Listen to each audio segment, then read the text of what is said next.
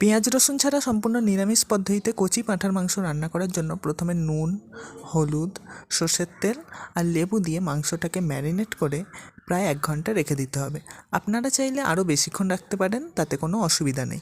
এরপর একটা মশলা বানাতে হবে। প্রথমে চারমগজ বাটা, এলাচ, লবঙ্গ, দালচিনি, জায়ফল ও জয়িত্রী একটা মিক্সিং জারে দিয়ে দেবো। এরপরে সেই মিক্সিং জারে আরও কিছু দ্রব্য অ্যাড করব, যেমন 2 চামচ ধনে, 2 চামচ জিরে, 1 চামচ রাঁধুনি, এটা খুব ইম্পর্টেন্ট।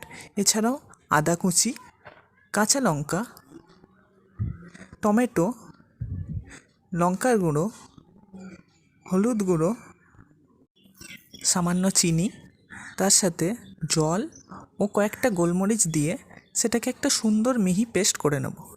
এরপরে একটা প্রেসার কুকারে মটনটা ঢেলে দিয়ে তাতে ভেজে রাখা আলু এবং সামান্য জল দিয়ে সিদ্ধ করে নেব। এরপর কড়াইতে সামান্য ঘি দিয়ে তেলের উপর জিরে, গোটা গরম মশলা আর শুকনো লঙ্কা ফোড়ন দিয়ে হিং দিয়ে দেবো। এরপরে ওই বাটা পেস্টটা দিয়ে দেবো, দিয়ে ভালো করে কষিয়ে স্বাদ মতো নুন দেবো। যখন এরকম তেল ছেড়ে ছেড়ে আসবে তখন সেই মশলাটার উপরে আমি এই সিদ্ধ করে রাখা মাংসটা তুলে দেবো। এরপরে মাংসটা দিয়ে অল্প অল্প জল দিয়ে ভালো করে কষাতে হবে। এরপর মাংসটাকে ভালো করে কষাতে হবে। কষানোর সময় একটা সুন্দর গন্ধ উঠবে।